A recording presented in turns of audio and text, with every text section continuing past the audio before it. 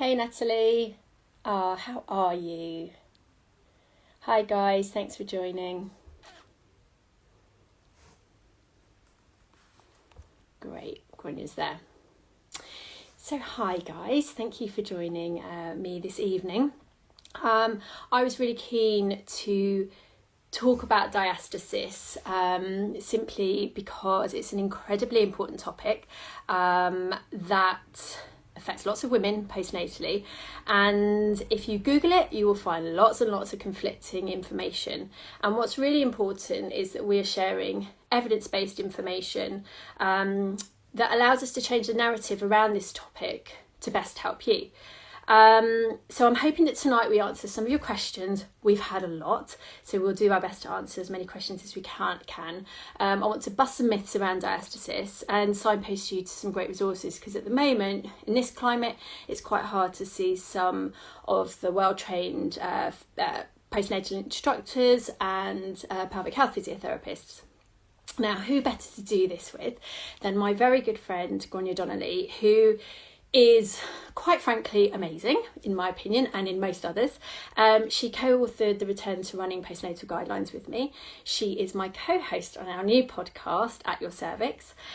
She's also the clinical team lead in the NHS and private practice, and she's involved in a lot of research around diastasis, which is really exciting and really significant. Most importantly, she is unbelievably a mum of 4 very young children as well, so she's a bit of a superhuman, and I'm really excited that she's joining us today. So without further ado, let me invite her on, and hopefully in the next minute or two she will be with us. We both have very dodgy internet connection, and as if you've ever been to one of my Instagram lives before, they do seem to go in and out, so hopefully Hi. You can see me okay? I'm all right. How are you? Good. I'm blending kind of into my wall background. I hope you can see me because I'm the same color. We see your head. You look lovely. You're not blending at all. You look wonderful.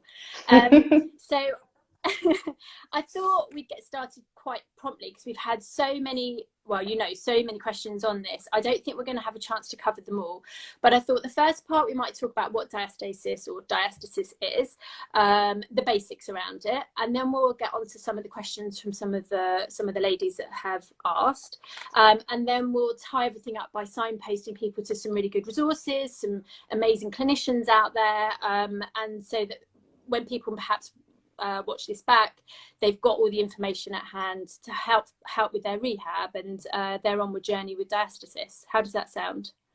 That sounds really good. Happy to get stuck in. Awesome. Now, you've gone a bit crackly my end, but that could be my end. So, guys, if you're struggling with hearing myself or Grania, just let us know. But Grania, can you hear me okay?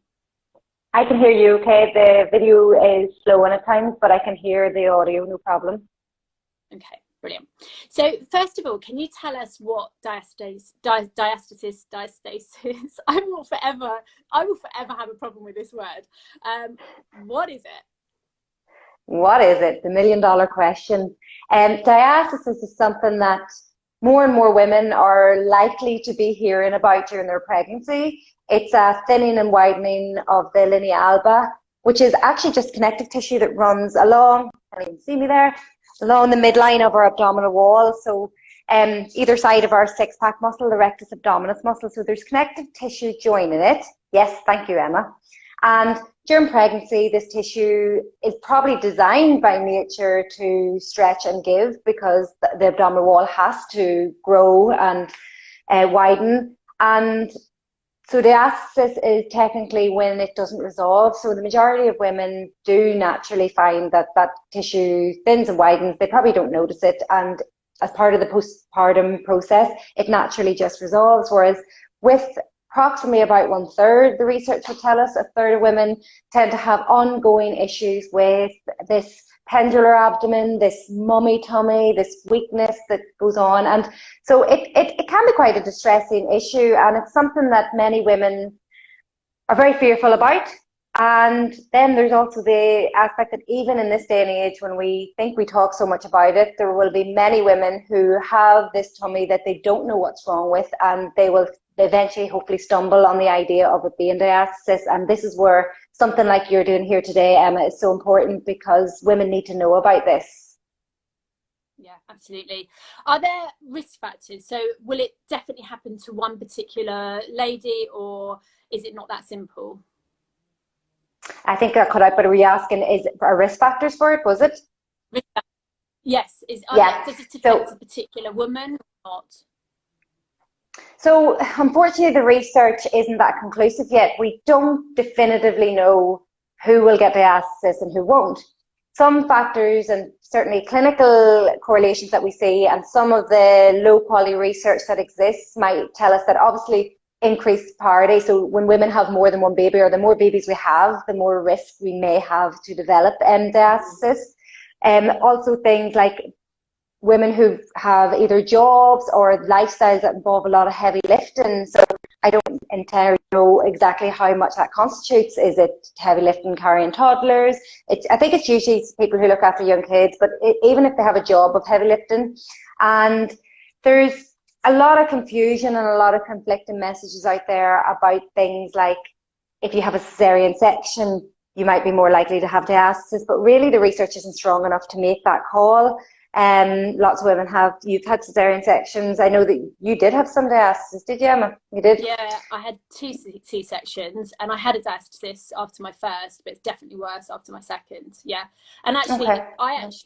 Anecdotally, I do see a correlation with women who have had C-section and diastasis, but that's purely my clinical experience. But as you say, there's not an absolute on that. So we probably need to focus more on the research around that.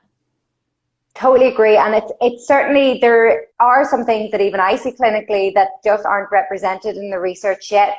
What I think is important is that the education and advice we put out there should be based on the research, because to make a call and say that cesarean section will increase your risk for diastasis, or is likely, is a very big statement to do if it's not backed up with strong enough research. And it can be, some women we can't control our birth delivery modes, and so I think that, you know, people shouldn't feel that any of their decisions or the way the events turned had any influence on it. I think what will likely in the future be proven more and more is the idea of genetics. I think that some women's connective tissue is more favourable to stretch than others.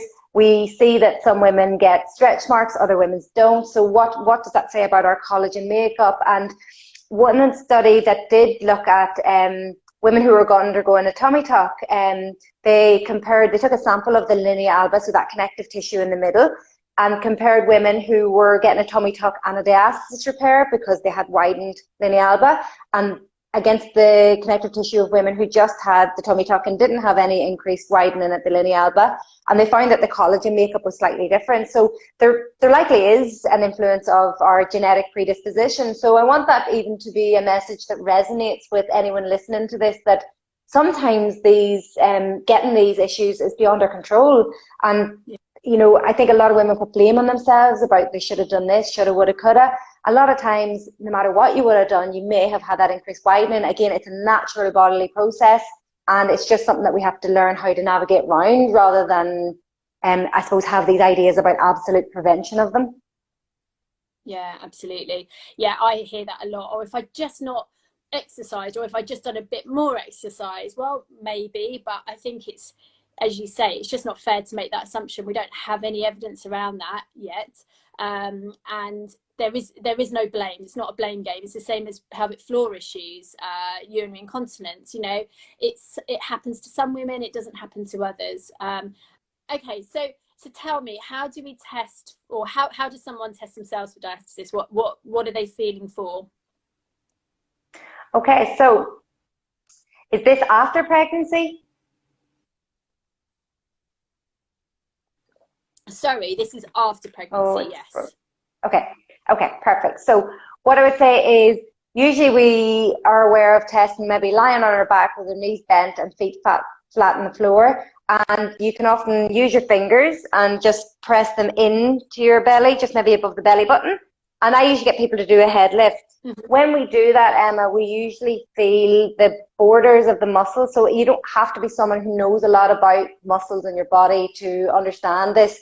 if you feel in and you do a head lift, you usually feel the borders of the muscle either around your fingers, or they just simply push your fingers out, which means there's no real gap. But sometimes you can feel the border around your muscles and you can feel it hug them, and you'll know then how many fingers fit in between.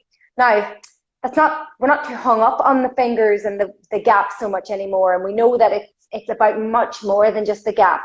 But everybody wants to know what their gap is. So I think it's a fair thing. I know that I probably want to know how many fingers I could fit in. So yeah, I still think it's got a worthwhile measurement. And it's also something that can be a real motivator, because as you start to rehab and do things to try and, I suppose, improve the function of the abdominal wall, if you start to find that gap changes, it's really, really encouraging to keep going. So yes, you can do that. And there's certain, if you even Google, you'll be able to see people doing that. And you can focus on not just how many fingers you fit in, but also how deep you sink in. And you might find that different lengths along that connective tissue, from the below your sternum or below your breastbone down to the pubic bone, you might find different widths and different depths along it. So yeah, I'll actually, we have a blog, the Pelvic Roar blog might not describe how to assess diastasis, but we'll definitely share it afterwards because it's free to access and has a lot of information. Yeah, brilliant. So they're feeling for the gap, but they're feeling for tension as well. Can you talk a little bit more about tension? Because I think that's a newer concept to people. Yeah, so Dan Lee, sorry, my message is away. Dan Lee was really, really influential in her research to help us understand more about diastasis. So if you haven't heard of Dan Lee, she's definitely someone to look up. She's a physiotherapist based in Canada. But her research really helped us understand that, that it's a really nice way of describing it. And again, I'm simplifying it, but it's still, the concept is relevant. If we normally have our rectus muscles quite close together with a bit of connective tissue in between, that's the linea alba. With pregnancy and changes, we can end up having some widening. So the linea alba might thin and widen, and the rectus muscles are a wee bit further apart.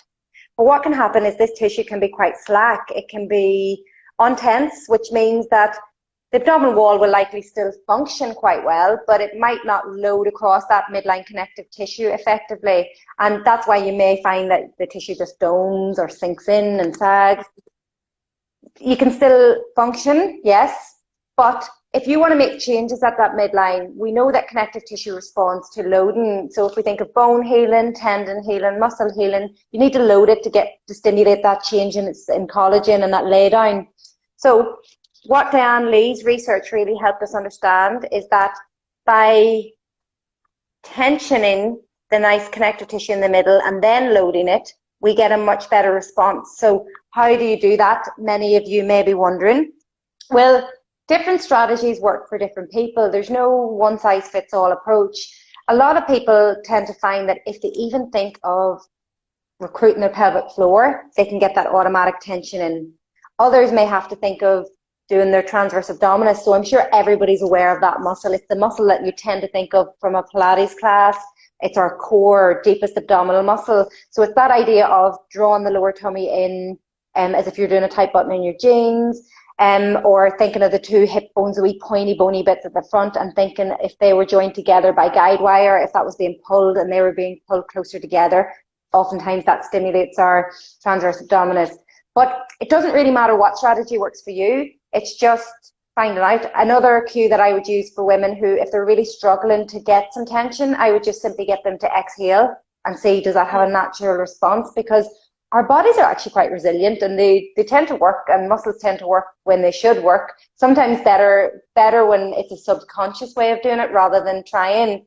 A lot of women with diastasis tend to overcook the cues. So we're used to, particularly if we have abdominal separation, we tend to want to support our tummy. We tend to hold our tummy in.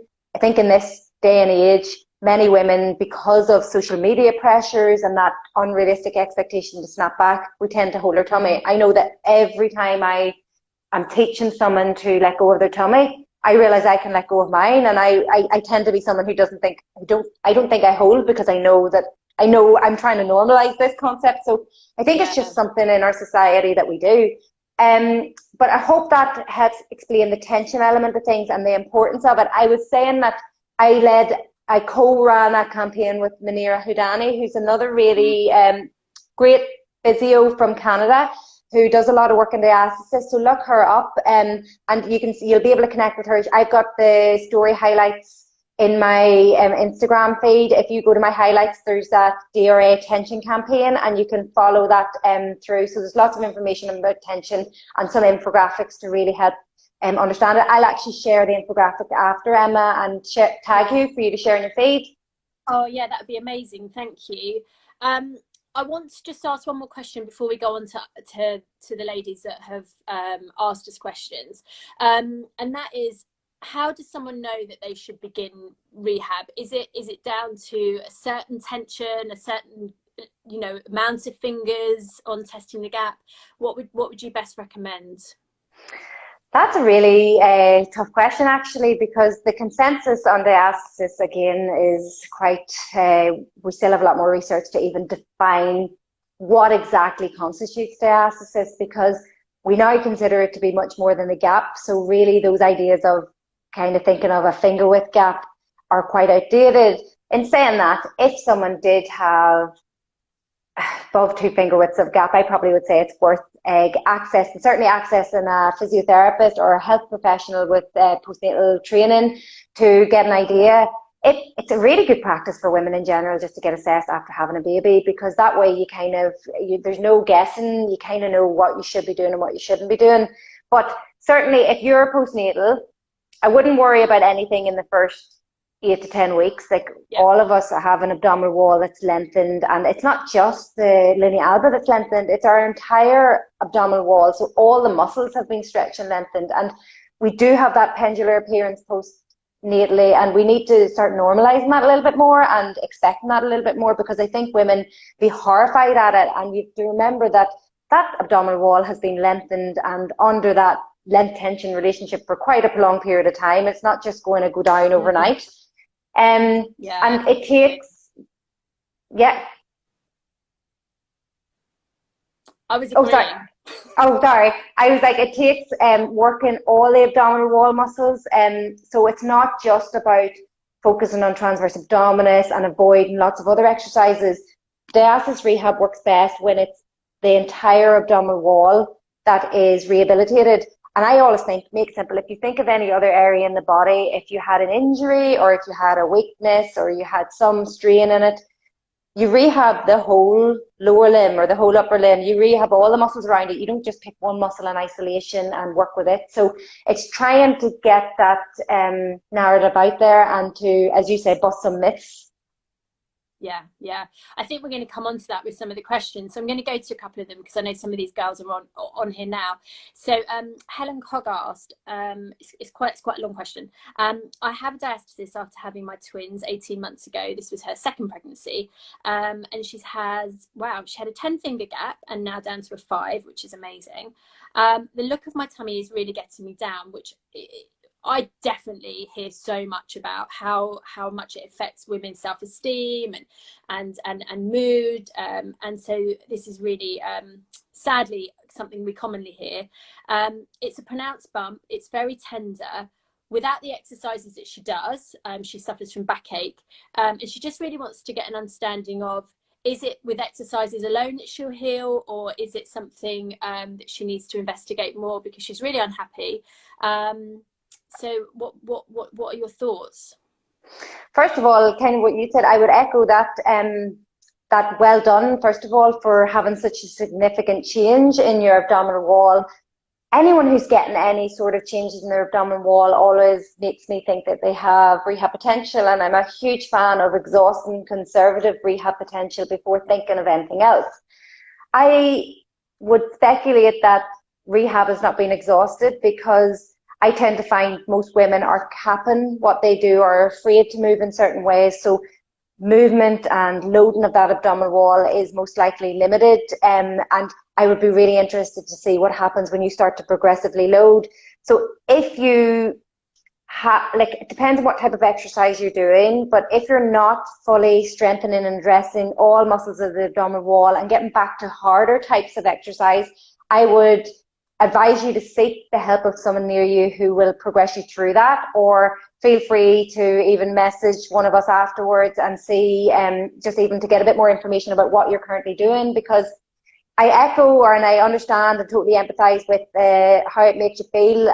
One of the things we found out in a recent piece of research that we did a systematic review of the literature, and it confirmed that like body image and is one of the biggest issues after having diastasis. So it's something that makes sense and a lot of women are feeling. It makes sense that if you have a 5-finger width gap that you're going to have that pendular abdomen.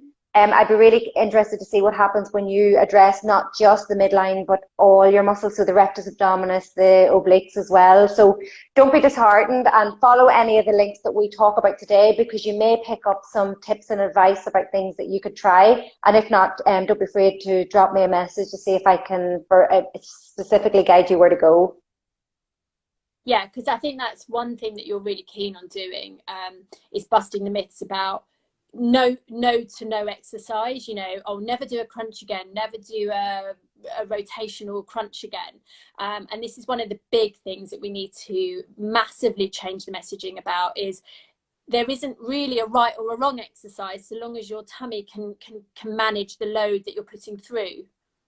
Yes, absolutely, Emma. And look, this is something that has evolved over the years too. When I first started looking at diastasis over 10 years ago, I was avoiding certain exercises with my clients, and I was thinking that certain things caused it.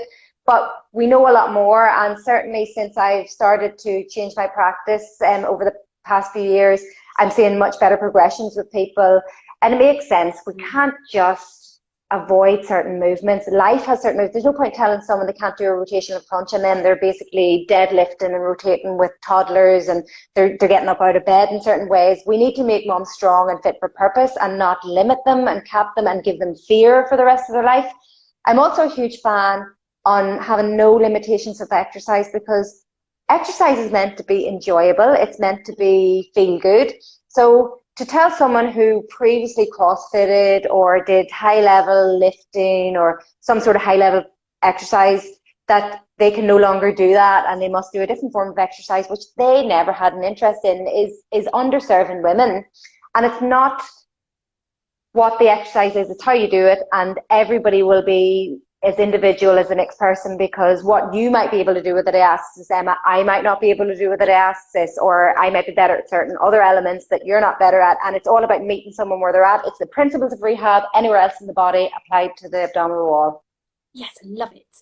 There was just one bit about Helen's question that I just wanted to focus on a little, because Dr. Sinead Dufour commented on this, and she again is someone we highly recommend you follow, a huge lead expert in the field, who also had twins, who also had a diastasis, and Helen mentioned that it's very tender around her tummy, and I think Sinead flagged, had she been assessed for hernia? And is that something that she should get looked at a little closer, given the tenderness of her tummy? Certainly. Usually if someone has a hernia, there will be a bit of a lump, and they usually have a bit of a visible, like they might generally have a pendular abdomen, but they usually have one focal point that looks like a wee lump coming out at times. Or they may find that they bend and lift or move and to get kids and things, and they get stuck momentarily, and they know that something has to nearly move out of the way. So people with hernias usually have those telltale sort of signs or symptoms. Or the belly button if it's an umbilical hernia, you may find that the belly button looks like it's protruding significantly, and it's worth getting ruled out if you find that. But listening to that as well, I always find that diastasis, because it is something that significantly impacts on our quality of life, it affects our body image, it affects how we feel about our body in that area and how we feel about our recovery. It becomes a very emotive area as well, and if we can be quite fearful of it, and then you read the internet and you make yourself 10 times more fearful, because there's all these conflicting and fear-mongering messages. So I would wonder how much fear you have about like that idea of something touching the tummy, and would that be influencing how you feel? And because With diastasis, we tend to put a magnifying glass onto the area as well, because we're so micromanaging every single movement and decision we make with the tummy. And if we put a magnifying glass anywhere on our body, the brain is super alert to every input going into it, every touch, every tactile, everything. So it can magnify the response to it. So I would be interested to know if it is being driven by that, if you're quite stressed about the diastasis, if you're anxious about it, and that would make sense. If not, and you're having tenderness that isn't changing, it would be worth getting a hernia ruled out. If they rule out the hernia, then don't sweat it and try and think, right, okay, you know, the connective tissue is not ripped or torn. We're not fragile or broken with diastasis. We might feel weaker, but we're not fragile or broken. So we just need to then think, right, here's my starting point. I'm going to start rehab and I'm going to progressively get stronger. She's good, isn't she? The next question is from Doc Britton. She says, I have a terrible diastasis now. She's 3 months postnatal with her second huge baby. I baby wear a lot and it's so uncomfortable on my tummy. I know it's not helping my recovery. Any advice? So yeah, I think that flags up as baby wearing shouldn't really be uncomfortable. And again, I'd be looking to understand why it's uncomfortable, because even if you have diastasis, as I say, the connective tissue is not ripped or torn, it shouldn't really be uncomfortable. Is it uncomfortable because the baby's still quite young, so it shouldn't be anything to do with the baby kicking in at the midline. Again, getting a hernia ruled out would be a good idea. Did it say the mode of delivery, Emma? It didn't. No, maybe? She didn't actually. No. Because I'm wondering, did you have a C-section and maybe just like ongoing tenderness of the abdominal wall? And a lot of people, again, there's a lot of information about baby wearing out there, and I don't think wearing a front-loaded baby carrier is going to damage your diastasis. It's probably quite protective to your tissue because you've got something there against it. So I want to kind of debunk that myth, because I think women are putting a lot of pressure and guilt on themselves for decisions they're making. I know with my kids, I have 4, I couldn't have survived without having a front-loading baby carrier. I needed hands and I needed just even a settled baby. And so take the pressure off that and let that be the green light. But it should be comfortable. Now, if after hearing that you're still having ongoing pain with baby wearing, it might be worth going to a sling meet, because a lot of the sling meets in your local area are just free. I know that we're restricted now with COVID. I don't know if they're happening online, but it can be worth getting an idea to see, are you wearing a sling properly? Is there a better design of a sling that might work better with you? Because it really should be something that actually feels more comfortable than having to carry a baby without a sling. So I'd be interested to hear that. I'd be interested, if not, for you to get the abdominal wall checked by someone, whether that's a physiotherapist, whether that's your GP, whether that's seeing some sort of consultancy if there's a hernia or if there's any issue you need to follow up. But I hope that even maybe some of this has relieved some of the fear, and that maybe that might be enough to kind of make you content with the baby wearing. Yeah, brilliant. And I'll just add to that by saying that London Slings are brilliant. They do lots of online consultations for baby carrier wearings, and particularly if you're based in London, you can certainly go and see them once we're out of tier 4. And Lucy Allen, the physio, has done some great research around baby carrying, more around prolapse, I believe. But she's someone else again who has some great information out there, so she's worth a follow to understand more about baby carrying in particular, amongst other things. So this next question is quite fitting, because I just saw before I came onto Instagram that Lulu Adams had posted about you doing some work with her. Lulu's pregnant with her 3rd baby, and has, you know, openly had diastasis and sought treatment for it. And I really like her post. I think it's something that these girls here who have asked about future pregnancies would benefit from reading. We won't go into detail with it now, but definitely go over to Lulu Adams and look at her current post, which you've contributed towards. But this next lady, terrific. I'm terrible at people's handles. I'm sorry. She's 14 months postnatal with her first baby and slowly recovering from diastasis. It's reduced from a 3 finger to a 1 finger in width, but it's still deep. She's buggy running, which is great, woohoo, with no issues, and her NHS physio is amazing, but she just doesn't like the look of her tummy.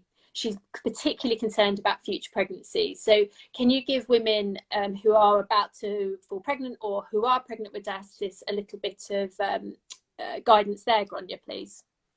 Yeah, and this is a huge fear that a lot of women I see have, because particularly if they've done some rehabilitation, like this lady was terrific. I can't remember the handle, but You're making if they've done, I know, I don't know it. If they've done some rehabilitation, it can often feel like you can be torn because you've made some progress and you're nearly afraid of that regression, which is a really common fear.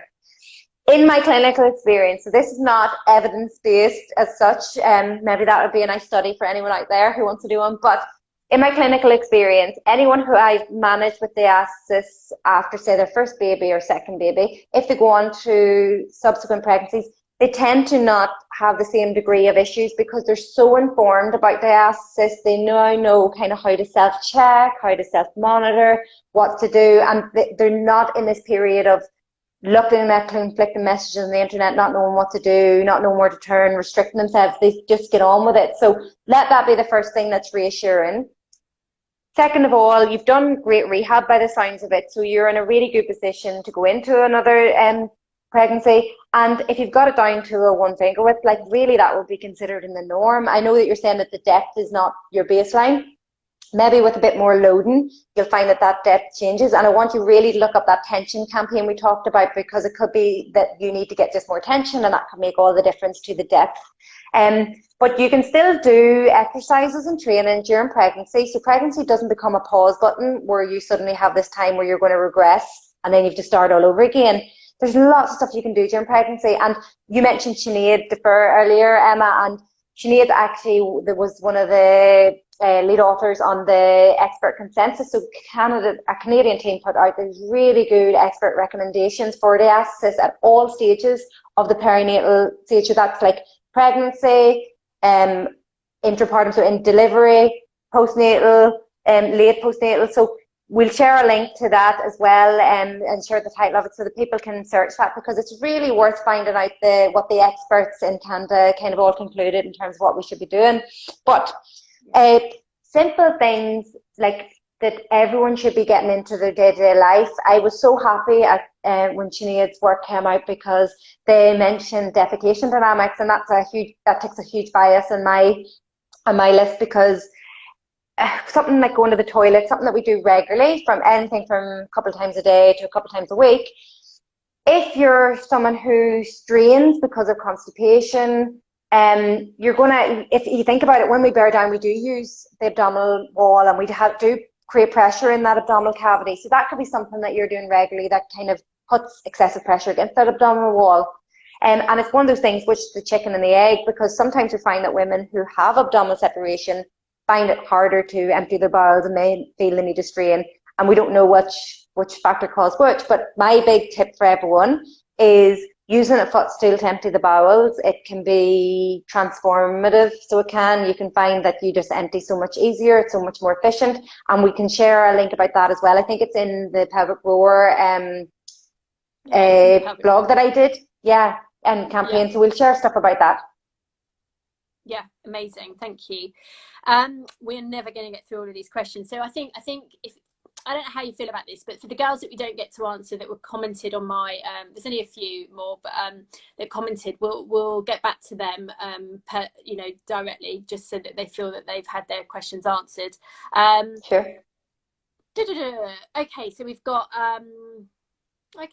Leanne Jarrett. She has a gap of more than 5 fingers, and it's 3 knuckles deep with an umbilical hernia. It's baby number 3. Baby number 3 is 10 months old, but she's actually had diastasis for 8 years. Any advice for her? Can she still rehabilitate it?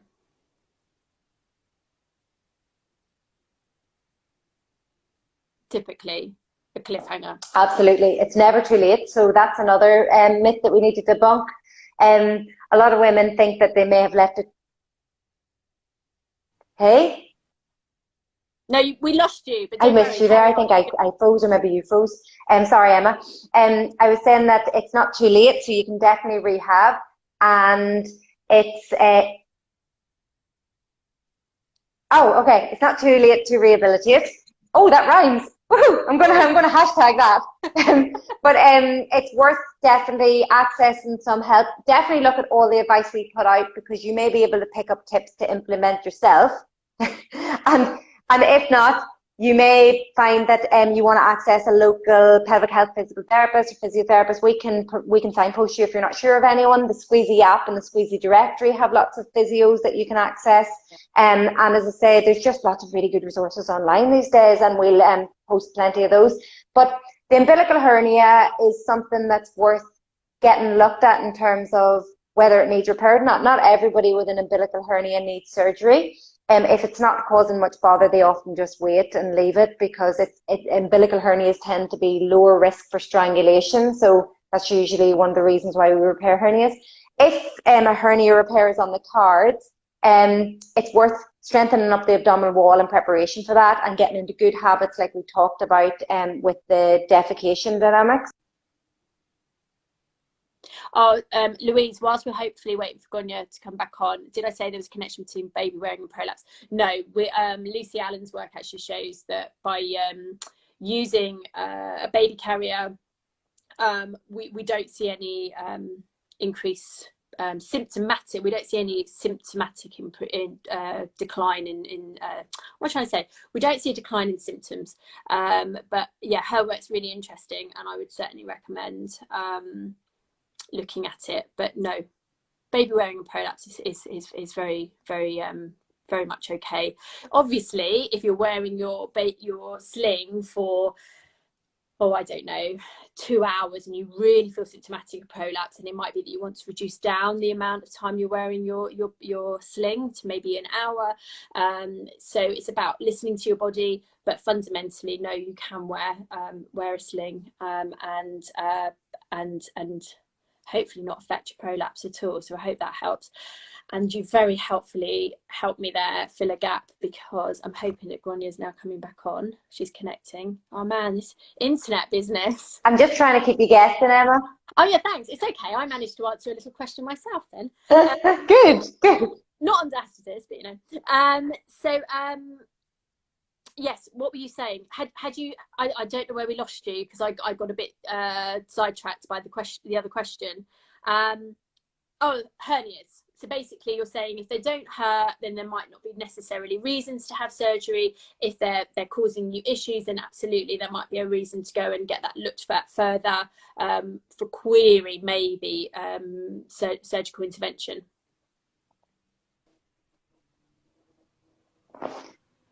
Yes, so I would basically say I don't like to make the call on that. I always get people to get their GP, or who will probably refer them to a consultant, to make the call on it.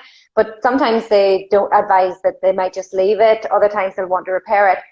If you are going for a repair surgery, it's really worth strengthening up the abdominal wall and getting into good habits before you have the surgery, such as toileting habits, avoiding constipation, even just knowing good strategies for working out and using the abdominal wall, so that afterwards you're really in a nice position for your rehabilitation, because there's no point getting the surgery and then going back to those activities which contributed to that excessive abdominal pressure, etc. So I think that's something that's really important. But I'm really interested to see how you go with rehab, because as I said, it's not too late.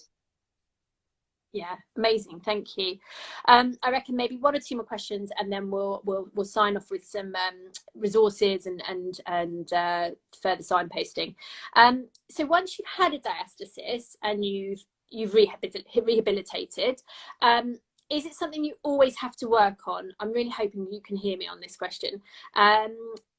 Do you forever have to do abdominal work so that it doesn't come back? No, not necessarily, Emma.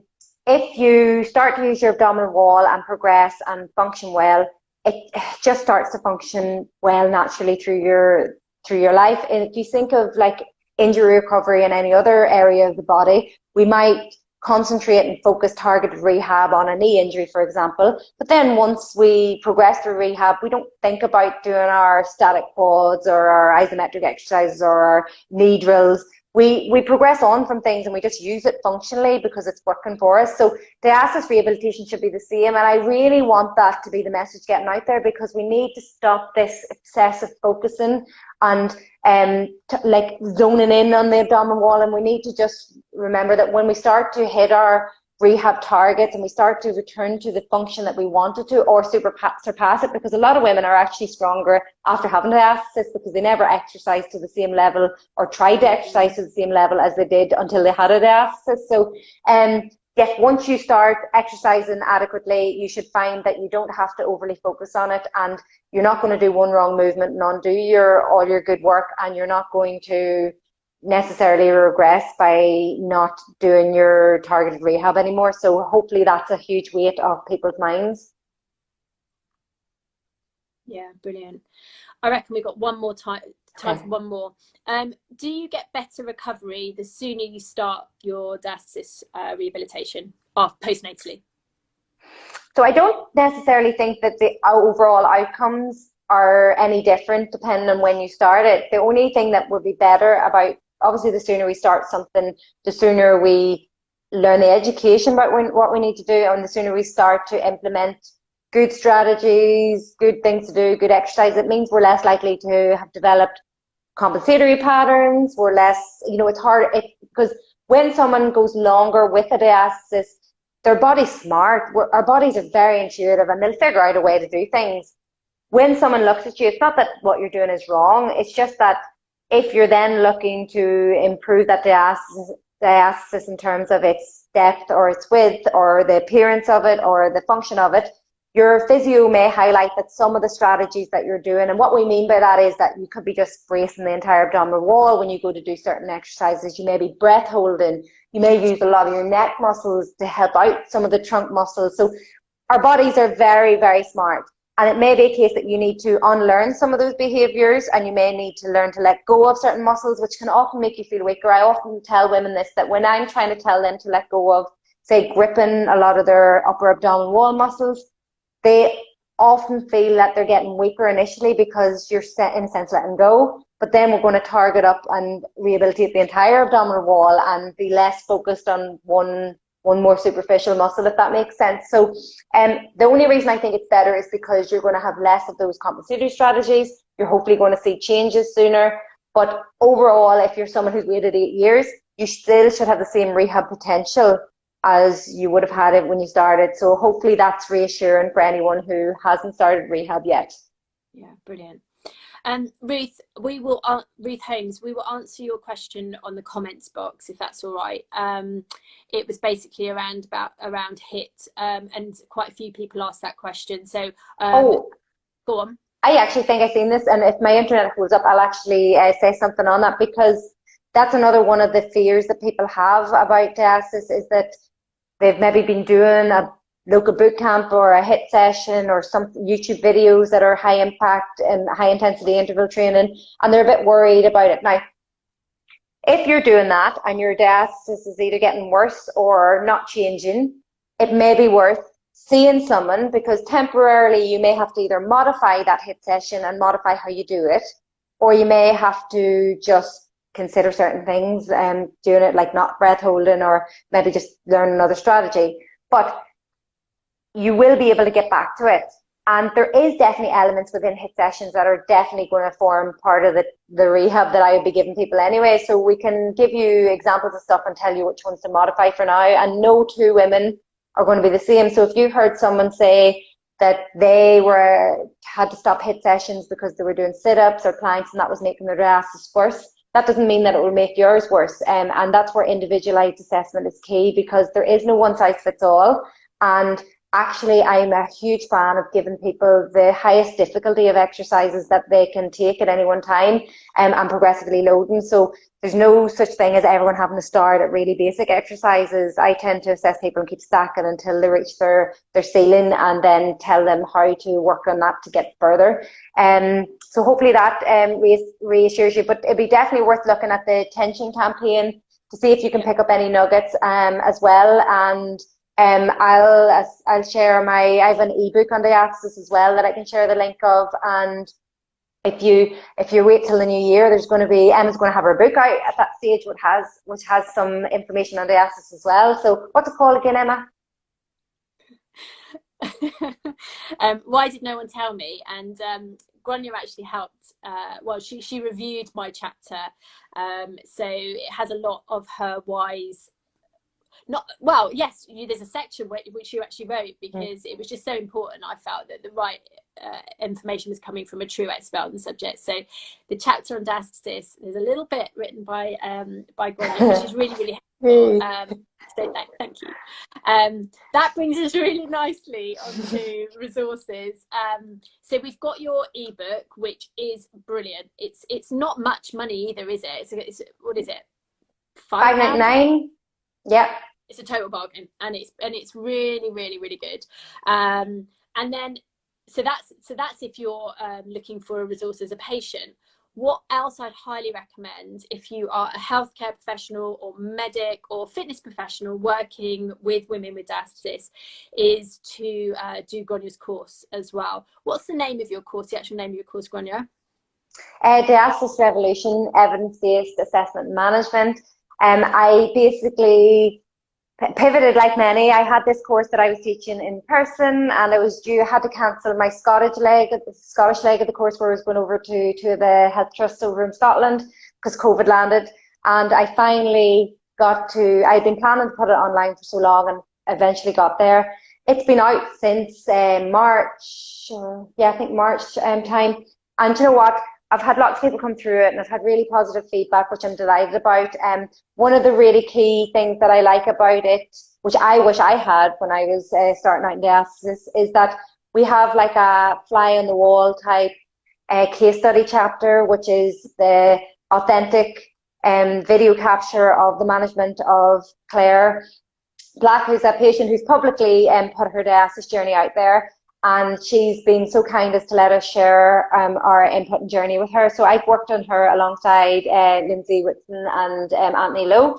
And you can see all the consults I've done with her and even the setbacks. And because real life and rehab is not just a smooth sailing journey. And oftentimes there's some bumps in the road.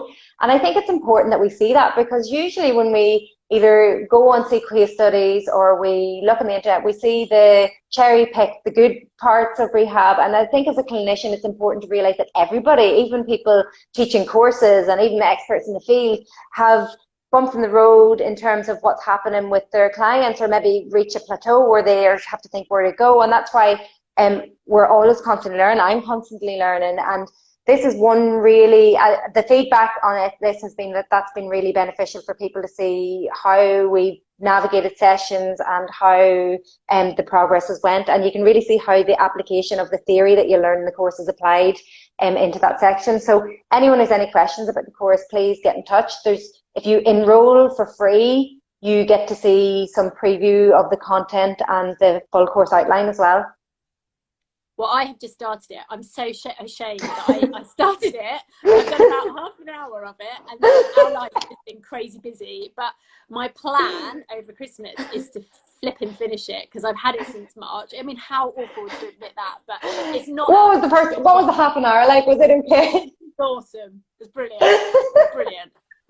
But I just know, because I've got loads and loads of colleagues who have no reason to tell me it's brilliant, other than it is brilliant. So I can't recommend it enough, and I'm going to recommend it even more once I've actually completed it. Well, you know what though, I always like to tell people, mine's not the only course out there. We're in an age where, again, when I started diastasis, people didn't even know what diastasis was. It wasn't really recognised in the NHS. It wasn't, you'd Googled, and there was very little coming up about it. We're in a really, really good time, because there's multiple people internationally putting content out about diastasis, and really good, informed, evidence-based content. So we mentioned Munira already. She's got a course out as well, so definitely check that out. Anthony Lowe has a course out. Sinead is actually doing a course, I think, through Reframed Rehab. And there's another area, Sinead, if you're ever listening to this, write down where your courses are, because there's somewhere else I've seen your courses as well. And Julie Weed does lots of good information on diastasis. Am I missing anyone, Emma? I always hate missing people. If I've missed you, I'm sorry, but I've shout out to everyone. Who? Only Diane Lee. Oh yes, of course, Diane. Yeah, and she's taught me so much. And Diane's got a really good book out as well. Split down the middle, Diastasis, Abdominal split down the middle. So look up all these people. If I think of anyone else, I'll write it in the comments as well, because there's just so much out there. And you know what?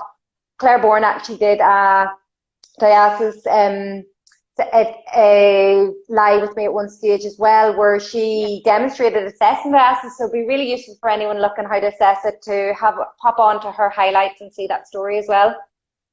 Yeah, I'll put that on my stories as well, because that's something well worth catching up with.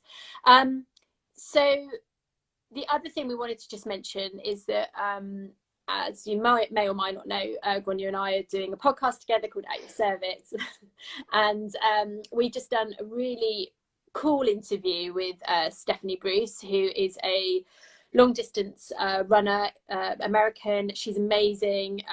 She is a mum of 2. She's had diastasis. Her take on diastasis is really empowering, and I think it really brings us back to how we should be reframing postnatal bodies and the bounce back concept, and I would really love it, but also highly recommend listening to that podcast. If you head over to our other Instagram page, At Your Cervix, the podcast, we'll put a link to it. But the other thing that I was going to say is that I think our plan is, if you head over there, we're probably going to do a little competition where you can win 1 or 2, well, I'm not sure how many we're going to do yet, but 1 or 2 of Grania's ebooks, and possibly, if you're a healthcare professional, win a opportunity to do the course for free. So come on over, follow us, and we'll be publishing or announcing that competition sometime this week. But do take a listen and subscribe to our podcast as well, because we would just love it if you heard other episodes as well. In terms of other signposts we should be thinking about, we'll pop them on our stories if we haven't mentioned anyone else. But I hope we've busted a few myths there. I really hope that Grania's given you some clarity on diastasis. Can I take a bit of credit? And of course. And if you've got any questions for us, then do DM us. We can't nearly lost me then. We can't really give individual advice, but we can give general advice, and we are taking a break over Christmas, but we will get back to your comments and questions. Grania, anything else to add that I might have forgotten? Well, no, things that I've just been thinking of in case I forget it when I get off is that any health or fitness professional looking at this, keep tuned to my page. I'll keep sharing information. In January, I'm doing a 1-hour webinar for the Journal of Women's Health Physical Therapy, which is free to access. And it's just American, it's USA times, that's the only thing. But it's flexible enough for me to be there, so people in the UK and Ireland will be able to attend. And the only other webinar which is accessible for both health professionals or patients and members of the public is the one I did with Janice, my pelvic floor muscles.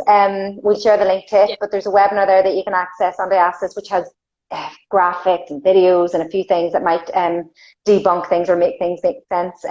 It's not, as far as I remember, it's through Janice's platform, I'm not sure, but I don't think it's terribly expensive to access. But we share a link and see. But Emma, I want to say that the amount of myth busting that you're doing and the information you're putting out there and the opportunities for me to come on speak, it's fantastic, and I think you're doing such a service helping women, so I really appreciate it, and thank you so much. Oh, stop it, you'll make me cry. Oh, thank you. Thank you so much for taking the time, because I know how ridiculously busy you are. And if you're not following Grania already, she's at what is it? At absolute.physio. At absolute.physio. Yeah, at absolute.physio. This poor woman has to work with my poor memory. It's quite shocking. I need to stop being so confused, and I should have just, I'm very complex. You're brilliant. You're brilliant. I love you. And thank you. And I really hope this helped. And listen, have an amazing Christmas for what it's going to be for all of you. I know there's some of my patients on here, and so I hope you all have an amazing Christmas. And I'm sorry it's not going to be quite how we all wanted it to be, but I think most of us have got kids, thank goodness, because it does bring some Christmas into the household at least. But I'm going to love and leave you now and let you go and see your 4 very hyperactive children who are very excited about Christmas. So thank you, and I'll probably catch up with you tomorrow. Wrecking the house, no doubt. Yeah, probably. My kids are. I can hear them going manic downstairs. So thank you. I love you. I think you're brilliant. Okay. And, thanks, Emma. Thanks, everybody. Great to chat. Bye. See you. Bye. Thank you, guys. See you soon. Have a great Christmas. Bye.